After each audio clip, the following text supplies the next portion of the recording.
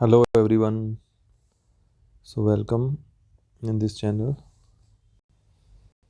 So today we will do sample paper number 4. So sample paper ਦੀ ਜਿਹੜੀ series ਚੱਲ ਰਹੀ ਆ ਉਹ 'ਚ ਅਸੀਂ sample paper number 4 ਕਰਾਂਗੇ। ਇਸ ਪੇਪਰ ਦੇ ਵਿੱਚ 15 ਕੁਐਸਚਨ ਹੋਣਗੇ ਮੈਨੇਜਮੈਂਟ ਦੇ, 15 ਅਕਾਊਂਟਸ ਦੇ ਤੇ 15 ਹੀ ਟੈਕਸ ਦੇ, ਜਿੱਦਾਂ ਕਿ ਪਹਿਲਾ ਹੈਗਾ।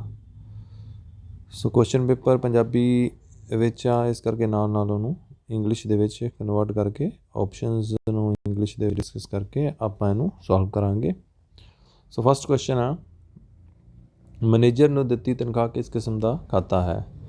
Salary given to manager is what type of account? Option ਆ ਏ ਅਸਲੀ ਖਾਤਾ ਮਤਲਬ ਰੀਅਲ ਅਕਾਊਂਟ, ਵਾਸਤਵਿਕ ਆਉਣਾ ਸੀ। ਸੈਕਿੰਡ ਨਾਮਾਤਰ ਖਾਤਾ ਮਤਲਬ ਨੋਮੀਨਲ ਅਕਾਊਂਟ। ਥਰਡ ਪਰਸਨਲ ਨਿੱਜੀ ਖਾਤਾ ਮਤਲਬ ਪਰਸਨਲ ਅਕਾਊਂਟ ਹੋ ਗਿਆ। ਚੌਥਾ ਪ੍ਰਤੀਨਿਧੀ ਨਿੱਜੀ ਖਾਤਾ ਮਤਲਬ ਰੀਪ੍ਰੈਜ਼ੈਂਟੇਟਿਵ ਪਰਸਨਲ ਅਕਾਊਂਟ। ਸੋ ਆਪਾਂ ਮੈਨੇਜਰ ਨੂੰ ਦਿੱਤੀ ਤਨਖਾਹ ਦੇ ਵਿੱਚੋਂ ਸਿਰਫ ਸੈਲਰੀ ਦੇਖਣਾ ਵਾ। ਸੈਲਰੀ ਆ ਜਿਹੜਾ ਖਰਚਾ ਹੁੰਦਾ ਵਾ that is nominal account. So answer is B, nominal account, ਨਾਮਾਤਰ ਖਾਤਾ ਵਾ।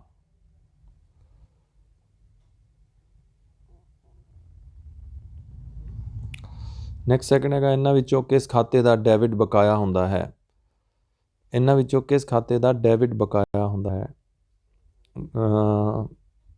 Account with debit balance are ਦੇਣਦਾਰੀਆਂ ਮਤਲਬ ਲਾਇਬਿਲਿਟੀਜ਼, ਨਹੀਂ ਇਹਨਾਂ ਦਾ ਕ੍ਰੈਡਿਟ ਹੁੰਦਾ ਵਾ। ਕੈਪੀਟਲ ਪੂੰਜੀ ਕ੍ਰੈਡਿਟ ਹੁੰਦਾ ਵਾ। ਇਨਕਮ ਇਹਦਾ ਵੀ ਕ੍ਰੈਡਿਟ ਹੁੰਦਾ ਵਾ। ਸੋ ਆਨਸਰ ਇਜ਼ ਸੰਪਤੀਆਂ, ਐਸੈਟਸ, ਇਹਨਾਂ ਦਾ ਡੈਬਿਟ ਬਕਾਇਆ ਹੁੰਦਾ ਹੈ। D is the answer. Third is ਤਲਪਟ ਦੀ ਤਿਆਰੀ ਡੈਸ਼ ਹੁੰਦੀ ਹੈ। Preparation of trial balances dash. Option ਆ ਏ ਲਾਜ਼ਮੀ ਮਤਲਬ ਕੰਪਲਸਰੀ, ਬੀ ਮਤਲਬ ਸਵੈਚਿਤ ਮਤਲਬ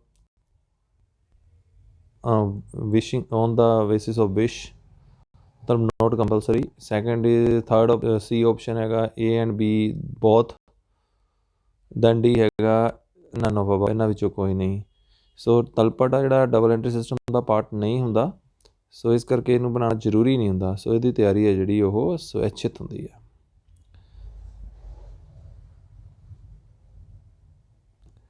ਨੈਕਸਟ ਹੈਗਾ ਫੋਰਥ ਆਪਸ਼ਨ, ਇਹਨੂੰ ਆਪਾਂ ਸਹੀ ਕਰਾਂਗੇ ਕੁਐਸਚਨ ਨੂੰ। ਦੇਖੋ ਇਸ ਕੁਐਸਚਨ ਨੂੰ ਆਪਾਂ ਇੱਥੋਂ ਪੜ੍ਹਾਂਗੇ, ਇੱਥੋਂ ਸਹੀ ਹੈ ਇਹ। ਮੁੱਲ ਕਸਾਈ ਨੂੰ ਕਿਸ ਖਾਤੇ ਵਿੱਚ ਡੈਬਿਟ ਕੀਤਾ ਜਾਂਦਾ ਹੈ?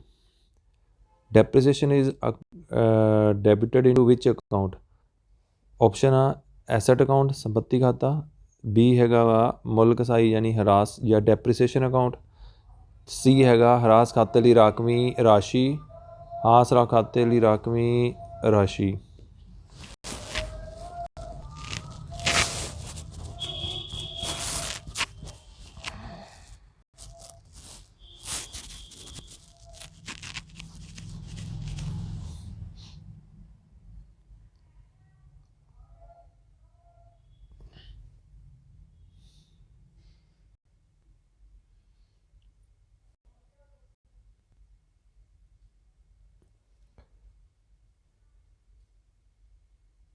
Provision for depreciation account.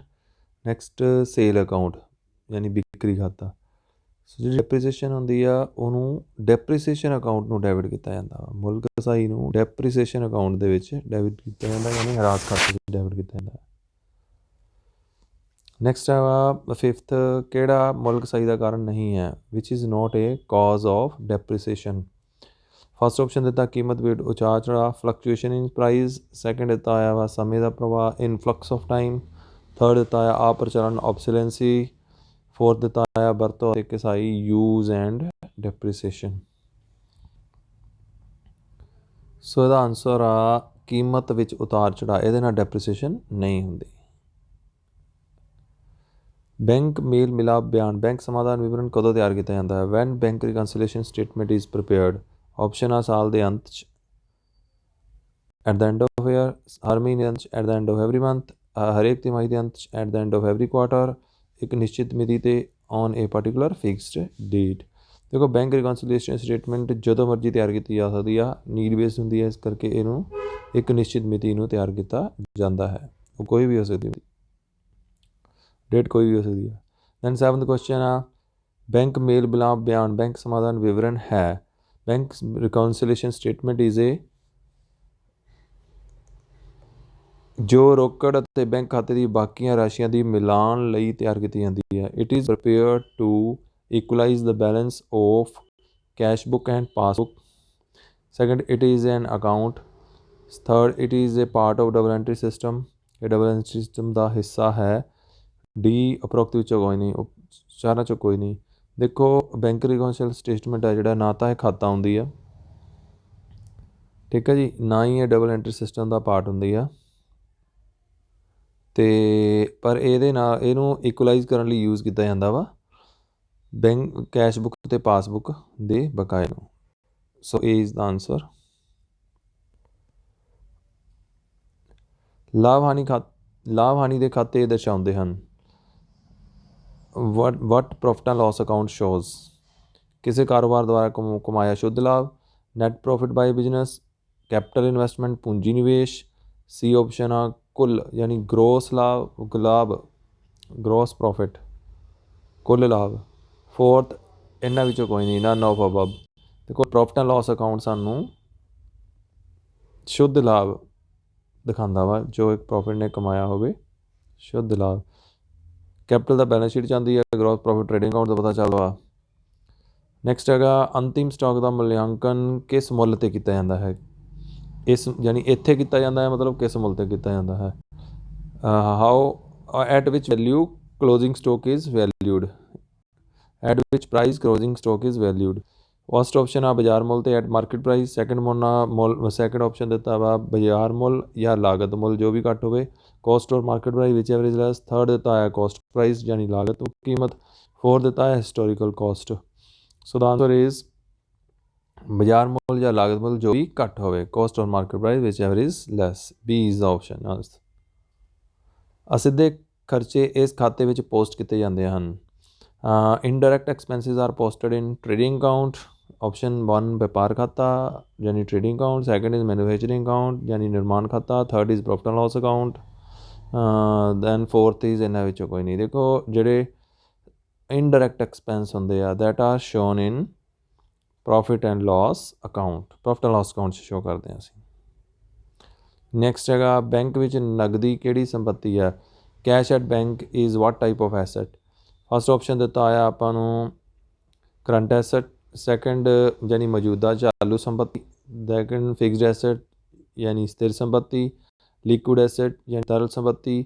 ਚੌਥੀ ਅਟਲ ਜਾਂ ਸਥਾਈ ਸੰਪੱਤੀ। ਸੋ ਇਹਨਾਂ ਦੇ ਵਿੱਚੋਂ ਆਨਸਰ ਹੈਗਾ ਵਾ ਲਿਕੁਇਡ ਐਸੈਟ, ਤਰਲ ਸੰਪੱਤੀ। ਕੈਸ਼ ਐਟ ਬੈਂਕ ਆ ਜਿਹੜਾ ਲਿਕੁਇਡ ਐਸੈਟ ਹੁੰਦੀ ਆ, ਕਿਉਂਕਿ ਇਹ ਕੈਸ਼ ਦਾ ਹੀ ਰੂਪ ਹੁੰਦੀ ਆ। ਨੈਕਸਟ ਹੈਗਾ ਪ੍ਰੀਪੇਡ ਐਕਸਪੈਂਸ। ਪ੍ਰੀਪੇਡ ਖਰਚੇ ਕਿੱਥੇ ਦਰਸਾਏ ਜਾਂਦੇ ਹਨ। Where prepaid expense are shown. Option ਆ in profit loss account. Second ਹੈਗਾ in balance sheet on asset side, balance sheet ਦੇ ਸੰਪੱਤੀਆਂ ਵਾਲੇ ਪਾਸੇ। ਦੈਨ ਬੈਲੈਂਸ ਸ਼ੀਟ ਦੇ ਦੇਣਦਾਰੀਆਂ ਵਾਲੇ ਪਾਸੇ। Liability side on balance sheet. Then cash book ਦੇ ਵਿੱਚ। ਦੇਖੋ ਪ੍ਰੀਪੇਡ ਐਕਸਪੈਂਸ ਆ, ਇਹ ਸਾਡੀ ਐਸੈਟ ਹੋ ਜਾਂਦੀ ਹੈ, ਇਸ ਕਰਕੇ ਇਹਨੂੰ ਬੈਲੈਂਸ ਸ਼ੀਟ ਦੇ ਐਸੈਟ ਸਾਈਡ ਦੇ ਉੱਤੇ ਸ਼ੋ ਕੀਤਾ ਜਾਂਦਾ ਹੈ। ਨੈਕਸਟ ਹੈਗਾ ਆਪਣੇ ਕੋਲ ਕਮਾਈ ਗਈ ਪਰ ਪ੍ਰਾਪਤ ਨਾ ਕੀਤੀ ਗਈ ਆਮਦਨ ਕਿੱਥੇ ਦਿਖਾਈ ਜਾਂਦੀ ਆ। Where income earned but not received shown.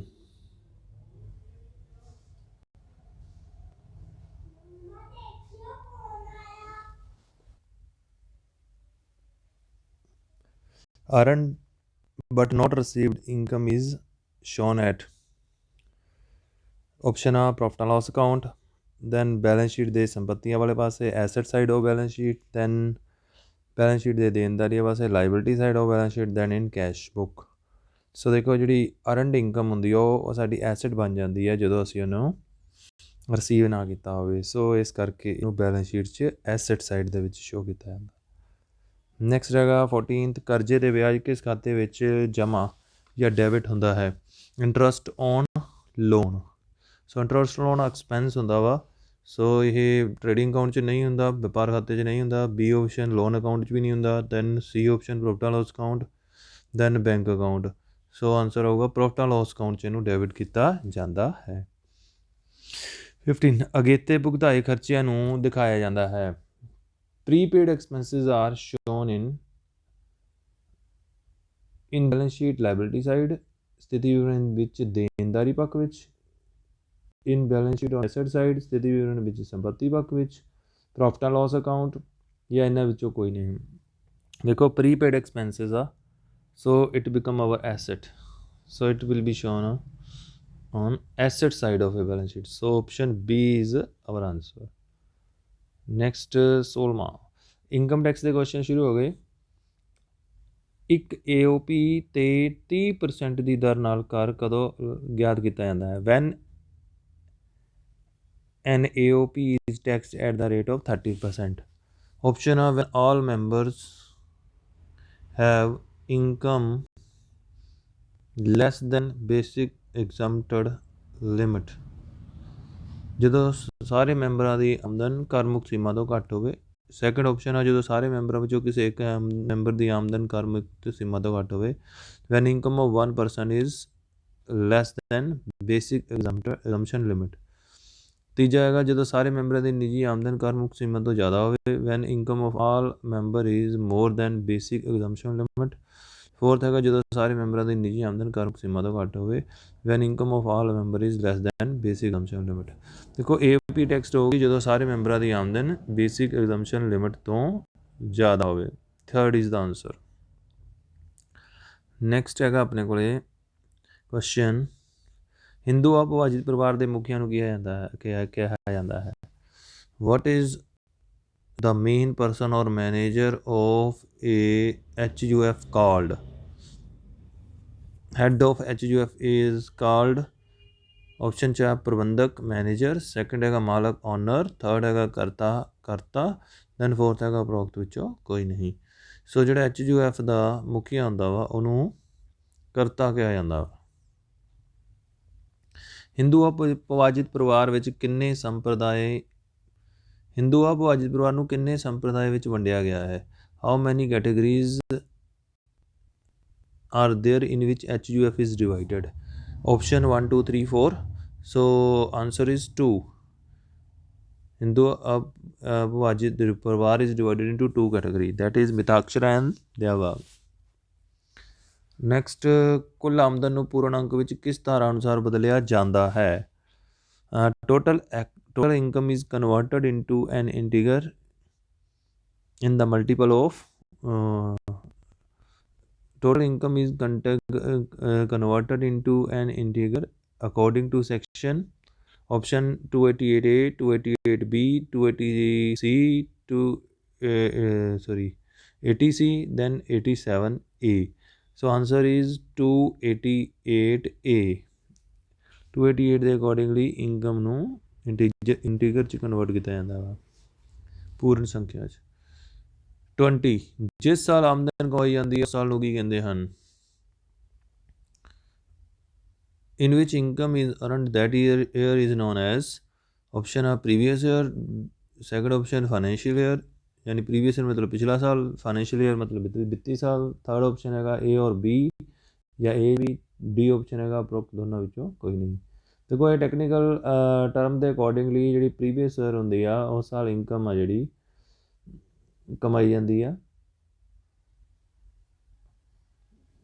So answer is A।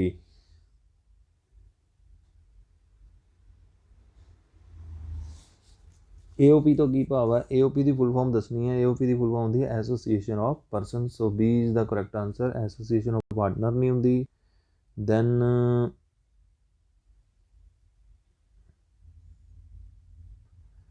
Association of parents ਨਹੀਂ ਹੁੰਦੀ। ਇਨਕਮ ਟੈਕਸ ਦੇ ਅਕੋਰਡਿੰਗਲੀ ਐਸੋਸੀਏਸ਼ਨ ਆਫ ਪਰਸਨ ਹੁੰਦੀ ਹੈ। 22 ਹੈਗਾ, ਕਰ ਨਿਰਧਾਰਨ ਸਾਲ 19-20 ਲਈ ਇੱਕ 80 ਸਾਲ ਦੇ ਵਿਅਕਤੀ ਲਈ ਕਰ ਮੁਕਤ ਆਮਦਨ ਕਿੰਨੀ ਹੈ? What is the basic exemption limit of income for a person of 80 year of age for assessment year 1920? Answer is ਕਹਿੰਦਾ 80 ਸਾਲ ਦੇ ਵਿਅਕਤੀ ਦੀ ਕਰ ਮੁਕਤ ਆਮਦਨ ਹੁੰਦੀ ਹੈ 5 ਲੱਖ ਰੁਪਏ। 23, ਆਮਦਨ ਕਰ ਅਧਿਨਿਯਮ ਦੀ ਧਾਰਾ 87 ਅਨੁਸਾਰ ਵੱਧ ਤੋਂ ਵੱਧ ਰਿਬੇਟ ਦੀ ਰਕਮ ਕਿੰਨੀ ਹੈ? What is the maximum rebate under section 87A? ਸੋ ਦਾ ਸਿੱਧਾ ਆਨਸਰ ਆ ਇਹਦੇ ਅੰਦਰ ਰਿਬੇਟ ਹੁੰਦੀ ਆ 12,500। C is the option. ਤਨਖਾਹ ਜਾਂ ਪੈਨਸ਼ਨ ਦੇ ਬਕਾਇਆਂ ਦੇ ਸੰਬੰਧ ਵਿੱਚ ਧਾਰਾ 89 ਦਾ ਸੰਬੰਧ ਹੈ। ਸੈਕਸ਼ਨ 89 ਇਜ਼ ਰਿਲੇਟਡ ਟੂ ਕਿਹਦੇ ਨਾਲ ਰਿਲੇਟਡ ਹੁੰਦੀ ਹੈ? ਤਨਖਾਹ ਜਾਂ ਪੈਨਸ਼ਨ ਦੇ ਬਕਾਏ ਦੇ ਨਾਲ, ਬੱਚਤ ਕਰਨ ਦੇ ਨਾਲ, ਵਿਅਕਤੀਆਂ ਦੀ ਐਸੋਸੀਏਸ਼ਨ ਦੇ ਨਾਲ, ਖੇਤੀ ਦੇ ਨਾਲ। ਯਾਨੀ ਕਿ arrear of salary and pension. B option saving. Third option profit from AOP।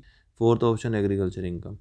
ਦੇਖੋ ਸੈਕਸ਼ਨ 89 ਦਾ ਰਿਲੇਸ਼ਨ ਜਾਂ ਸੰਬੰਧ ਹੁੰਦਾ ਵਾ ਏ ਪੈਨਸ਼ਨ ਜਾਂ ਸੈਲਰੀ ਦੇ ਬਕਾਏ ਦੇ ਨਾਲ, ਐਰੀਆ ਦੇ ਨਾਲ। ਨੈਕਸਟ ਹੈਗਾ 25ਵਾਂ ਕਰਨੇ ਦੇ ਅਨੁਸਾਰ 19-20 ਲਈ ਸਿੱਖਿਆ ਉਪਕਰ ਦੀ ਦਰ ਕਿੰਨੀ ਹੈ? What is the rate of education cess? What is the rate of education cess? Option A 3, 4, B 4, C 5, D 10। Answer is 4%। Next ਹੈਗਾ ਹੇਠ ਲਿਖਿਆਂ ਵਿੱਚੋਂ ਕਿਹੜੀ ਖੇਤੀ ਆਮਦਨ ਹੈ? What is agriculture income? Option are interest from bank, bank ਤੋਂ ਵਿਆਜ, then income from house property, ਮਕਾਨ ਤੋਂ ਪ੍ਰਾਪਤ ਕਿਰਾਇਆ ਯਾਨੀ ਕਿ rent from house property, then C ਖੇਤ ਪ੍ਰਬੰਧਕ ਦੀ ਪ੍ਰਾਪਤ salary of manager of a field, then ਬੀਜਾਂ ਦੀ ਵਿਕਰੀ ਤੋਂ ਪ੍ਰਾਪਤ ਆਮਦਨ, income from sale of seeds. ਦੇਖੋ ਐਗਰੀਕਲਚਰ ਇਨਕਮ ਆ ਜਿਹੜੀ ਉਹ ਬੈਂਕ ਤੋਂ ਪ੍ਰਾਪਤ ਵਿਆਜ ਨਹੀਂ ਹੁੰਦੀ, ਮਕਾਨ ਤੋਂ ਪ੍ਰਾਪਤ ਕਿਰਾਇਆ ਨਹੀਂ ਹੁੰਦੀ, ਖੇਤ ਮੇਲੇ ਜਦਾਈ ਵੀ ਨਹੀਂ ਹੁੰਦੀ। ਸੋ ਆਨਸਰ ਇਜ਼ ਡੀ, ਬੀਜਾਂ ਦੀ ਵਿਕਰੀ ਤੋਂ ਆਮਦਨ। ਲੰਬੇ ਸਮੇਂ ਦੇ ਪੂੰਜੀ ਲਾਭ ਤੇ ਕਰ ਦੀ ਦਰ ਕਿੰਨੀ ਹੈ? What is the rate of tax for long term capital gain? ਇੱਥੇ ਲੌਂਗ ਟਰਮ ਕੈਪੀਟਲ ਗੇਨ ਤੋਂ ਮਤਲਬ ਆ other than sale of share, ਕਿਉਂਕਿ ਲਿਖਿਆ ਨਹੀਂ ਹੈਗਾ। ਸੋ ਇਹਦੇ ਵਿੱਚ ਆਨਸਰ ਹੋਊਗਾ 20%। ਜੇ ਸੇਲ ਆਫ ਸ਼ੇਅਰ ਤੇ ਲੌਂਗ ਟਰਮ ਕੈਪੀਟਲ ਗੇਨ ਹੁੰਦਾ ਫਿਰ ਆਨਸਰ ਹੋ ਜਾਣਾ ਸੀ 10%। ਠੀਕ ਹੈ, ਹੁਣ ਆਨਸਰ ਆ 20%। 20%। ਹਿੰਦੂ ਅਪਵਾਜਿਤ ਪਰਿਵਾਰ ਦੇ ਮੁਖੀਆਂ ਨੂੰ ਕੀ ਕਹਿੰਦਾ? ਇਹ ਰਿਪੀਟ ਹੋ ਗਿਆ question. So answer is karta. Next Hindu ਅਪਵਾਜਿਤ ਪਰਿਵਾਰ ਬਣਾਉਣ ਲਈ ਜ਼ਰੂਰੀ ਸ਼ਰਤਾਂ ਹਨ।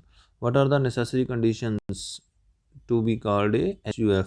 ਫਸਟ ਇਜ਼ ਪਰਿਵਾਰ ਦੀ ਸਾਂਝੀ ਜਾਇਦਾਦ ਹੋਵੇ, there should be a common property of family. Second ਪਰਿਵਾਰ ਦੀ ਸੰਪਤੀ ਅਤੇ ਆਮਦਨ ਵਿੱਚ ਸਾਰਿਆਂ ਦਾ ਹਿੱਸਾ ਹੋਵੇ, there should B ਕੋਪਾਰਟਨਰਸ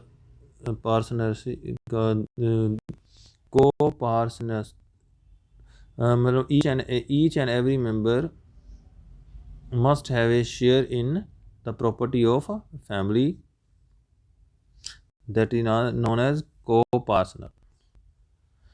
Then third is 1 and 2 both. Then fourth is none of above. So answer is 3 both. Both conditions are necessary to called a HUF. ਕਰ ਟਾਲਣ ਬਾਰੇ ਹੇਠ ਦਿੱਤੀ ਕਿਹੜੀ ਵਿਆਖਿਆ ਸਹੀ ਹੈ? which is true about tax avoidance?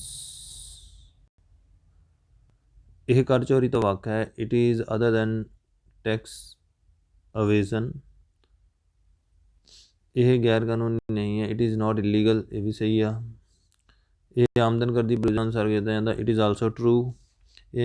We it is calculated as per provision of income tax act. ਉਪਰੋਕਤ ਸਾਰੇ। So answer is all of above. Trade union act management ਦੇ ਕੁਐਸਚਨ ਸ਼ੁਰੂ ਹੋ ਗਏ। ट्रेड यूनियन एक्ट 1926 इसकी उदाहरण है। Trade union 1926 is example of कानूनी माहौल मतलब लीगल इन्वायरमेंट, राजनीतिक माहौल मतलब पोलिटिकल इन्वायरमेंट, समाजिक वातावरण मतलब सोशल इन्वायरमेंट। इन्हों विचों कोई नहीं, नन ऑफ अबव। एक्ट ਇਹਦਾ मतलब ਇਹਦਾ आंसर होगा कानूनी माहौल मतलब legal environment.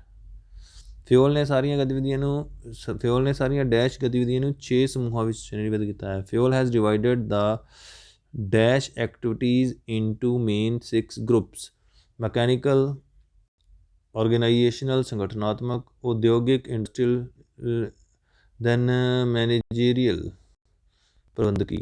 So answer is Fayol ਦਾ ਸੰਬੰਧ ਉਦਯੋਗ ਨਾਲ ਸੀਗਾ। ਉਦਯੋਗਿਕ ਐਕਟੀਵਿਟੀਜ਼ ਨੂੰ ਉਹਨੇ 6 ਪਾਰਟ 'ਚ ਡਿਵਾਈਡ ਕੀਤਾ ਵਾ। C is the answer. ਕਿਸ ਨੂੰ ਯੋਜਨਾ ਬਣਾਉਣੀ ਚਾਹੀਦੀ ਹੈ? Who should make a plan? Option are A supervisor, B manager, C both, D none of above. So योजना हरेक ਨੂੰ ਬਣਾਉਣੀ ਚਾਹੀਦੀ ਹੈ। So answer is C. Next is ਸ਼ਕਤੀ ਆਮ ਤੌਰ 'ਤੇ ਸੌਂਪੀ ਜਾਂਦੀ ਹੈ। Authority is generally given. Option ਉੱਪਰ ਤੋਂ ਹੇਠਾਂ ਤੱਕ, ਟੌਪ ਟੂ ਬੋਟਮ, ਬੀ ਹੇਠਾਂ ਤੋਂ ਉੱਪਰ ਤੱਕ, bottom to top, C at same level, D at different level. So ਜਿਹੜੀ ਅਥੋਰਿਟੀ ਆ ਉੱਪਰ ਤੋਂ ਹੇਠਾਂ ਵੱਲ ਦਿੱਤੀ ਜਾਂਦੀ ਆ, from top to bottom. A is the option, right option. Dash ਕਰਨ ਤੋਂ ਪਹਿਲਾਂ ਸੋਚਣਾ ਹੈ। Dash is thinking before doing, control, planning, ਨਿਰਦੇਸ਼ਨ, ऑर्गेनाइजिंग, नियंत्रण, योजनाबद्धी, निर्देशन यानी डायरेक्टिंग, आयोजन मतलब organizing. So planning is thinking before doing, B is the option. Next, budget एक वित्तीय बयान है। Budget is a financial statement जो नीतियां ਅਤੇ डैश बारे प्रोग्राम है, which is a program about policies and dash. Option are मौजूद चालू मतलब करंट, बी ਭਵਿੱਖ ਮਤਲਬ future, C A and B ਮੌਜੂਦ ਅਤੇ ਭਵਿੱਖ ਯਾਨੀ ਕਿ current and future. Next D none of above. ਦੇਖੋ ਬਜਟ ਆ ਜਿਹੜਾ ਫਾਈਨੈਂਸ਼ੀਅਲ ਸਟੇਟਮੈਂਟ ਹੁੰਦੀ ਹੈ ਪੋਲਿਸੀਜ਼ ਐਂਡ ਫਿਊਚਰ ਪ੍ਰੋਗਰਾਮ ਬਾਰੇ। So answer is B. Next, Taylor ਨੇ ਆਪਣਾ ਧਿਆਨ ਡੈਸ਼ 'ਤੇ ਕੇਂਦਰੀ ਕੀਤਾ। Taylor stressed on. Option shop level, top level, third हेठला मतलब lower level, then D mother level मतलब मिडल लेवल। टेलर ਜਿਹੜਾ ਉਹ ਮੇਨਲੀ ਰਿਲੇਟਡ ਸੀਗਾ ਸ਼ਾਪ ਲੈਵਲ ਨਾਲ, ਉਹਨੇ ਆਪਣਾ ਕਨਸੈਂਟਰੇਸ਼ਨ ਸ਼ਾਪ ਲੈਵਲ ਤੇ ਰੱਖੀ ਸੀ। A is the option answer. ਪ੍ਰਤੀਯੋਗੀ ਦੀਆਂ ਯੋਜਨਾਵਾਂ ਦੇ ਮੱਦੇਨਜ਼ਰ ਬਣਾਈਆਂ ਯੋਜਨਾਵਾਂ ਨੂੰ ਕੀ ਕਿਹਾ ਜਾਂਦਾ ਹੈ? Plan which are made as per plan of competitors, ਯਾਨੀ ਕੰਪੀਟੀਟਰ ਨੂੰ ਦੇਖ ਕੇ ਜਿਹੜੇ ਪਲਾਨ ਬਣਾਏ ਜਾਂਦੇ ਉਹਨਾਂ ਨੂੰ ਕਿਹਾ ਜਾਂਦਾ ਹੈ। ਆਪਸ਼ਨਸ ਆਰ ਪੋਲਿਸੀਜ਼ ਨੀਤੀਆਂ, ਦੈਨ ਸਟ੍ਰੈਟਜੀਜ਼ ਰਣਨੀਤੀਆਂ, ਦੈਨ ਪ੍ਰੋਸੀਜਰ ਪ੍ਰਕਿਰਿਆਵਾਂ, then budget. So answer is strategies. ਰਣਨੀਤੀਆਂ ਬਣਾਈਆਂ ਜਾਂਦੀਆਂ ਵਾ ਦੂਸਰੇ ਕੰਪੀਟੀਟਰਸ ਨੂੰ ਦੇਖ ਕੇ।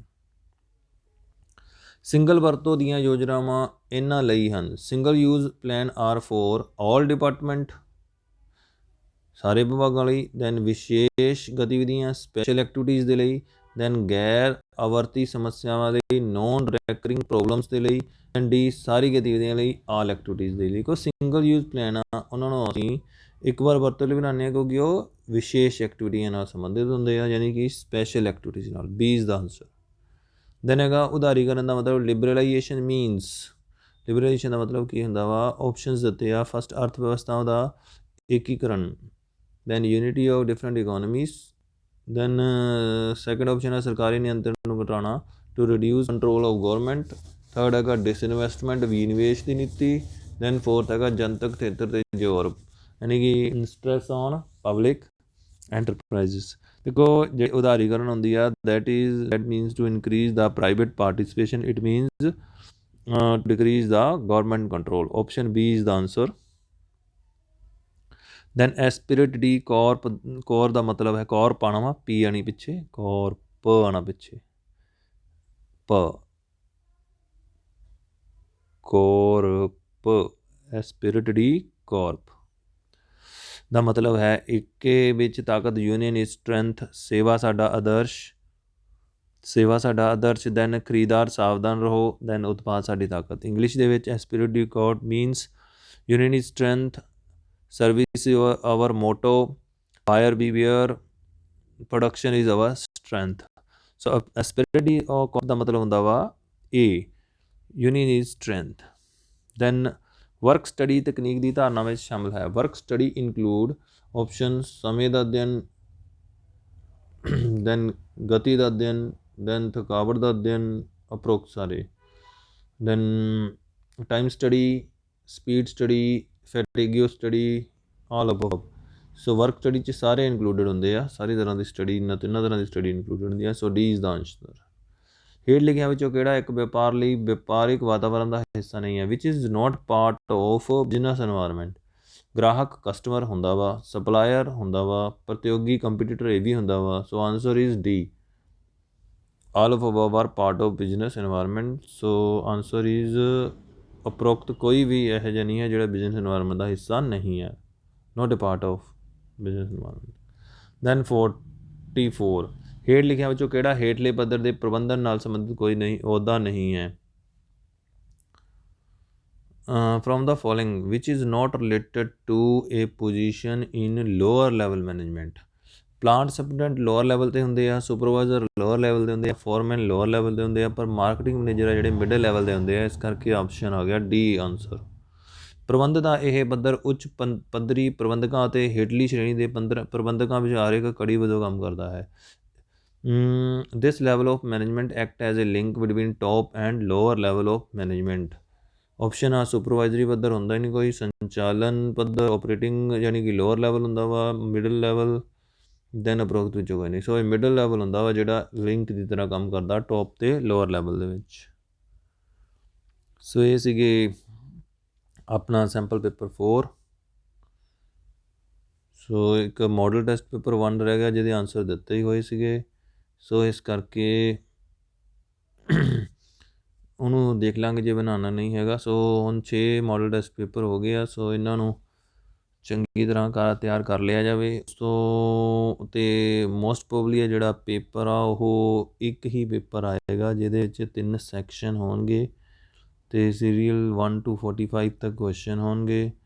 ਸੋ ਇੱਕ ਹੀ ਸਾਨੂੰ OMR ਸ਼ੀਟ ਮਿਲੂਗੀ ਜਿਹਦੇ ਉੱਤੇ ਅਸੀਂ ਇਹਨਾਂ ਨੂੰ ਫਿਲ ਕਰਨਾ ਹੋਊਗਾ। Thank you for watching. ਜੇ ਹੋਰ ਕੋਈ ਵੀਡੀਓ ਬਣਾਉਂਦੇ ਆ ਤਾਂ ਉਹ ਵੀ ਪੋਸਟ ਬਣਦਾ ਵਾ ਤਾਂ ਉਹ ਵੀ ਪੋਸਟ ਕਰ ਦਿੱਤਾ ਜਾਊਗਾ। ਸੋ ਇਸ ਕਰਕੇ ਚੈਨਲ ਨੂੰ ਸਬਸਕ੍ਰਾਈਬ ਕਰ ਲਓ। Thank you.